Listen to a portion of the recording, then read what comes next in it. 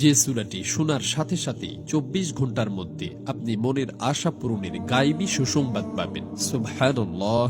এই সূরাটি প্রতিটি মুসলমানের পড়া এবং শোনা উচিত। কেননা যে ব্যক্তি কোরআনের একটি আয়াত মনোযোগ দিয়ে শুনবে তার জন্য কয়েক গুণ বাড়িয়ে সওয়াব লেখা হবে। সুবহানাল্লাহ। আর যে ব্যক্তি তেলাওয়াত করবে তার জন্য তা কিয়ামতের দিন নূরে পরিণত হবে। সুবহানাল্লাহ।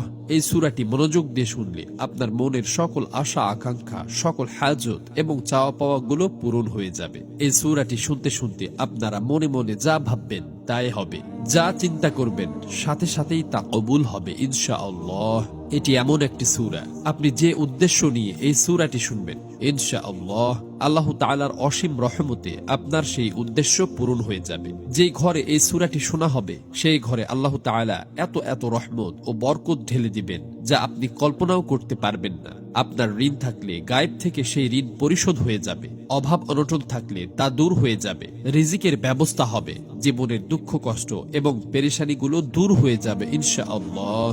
এটি পবিত্র কোরআনের সেই সূরা যার দ্বারা আপনি আপনার প্রতিটা কাজকে সফল করতে পারবেন।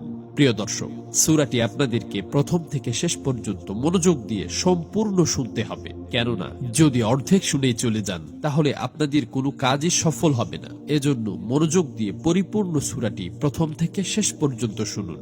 মহান আল্লাহর কাছে প্রার্থনা করি, হে আল্লাহ, যারা তোমার পবিত্র কোরআনের এই সূরাটি শোনার জন্য অপেক্ষা করছে আপনি তাদের জীবনের সকল দুঃখ কষ্ট, সকল অভাব অনটন ও পেরেশানিগুলো দূর করে দিন এবং তাদের জীবনের সকল আশা আকাঙ্ক্ষা ও চাওয়া পাওয়াগুলো পূরণ করে দিন। আমিন। কমেন্ট বক্সে আপনিও আমিন লিখে উন্মুক্ত দোয়াতে শরীক থাকুন, কেননা কে জানে যে কখন কার দোয়া কবুল হয়ে যায়। তো চলুন সূরাটি শুনে নেওয়া যাক। بسم الله الرحمن الرحيم.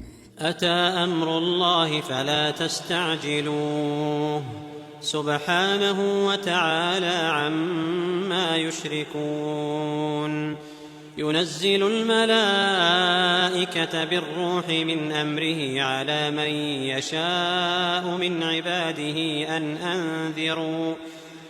أنذروا أنه لا إله إلا أنا فاتقون خلق السماوات والأرض بالحق تعالى عما يشركون خلق الإنسان من نطفة فإذا هو خصيم مبين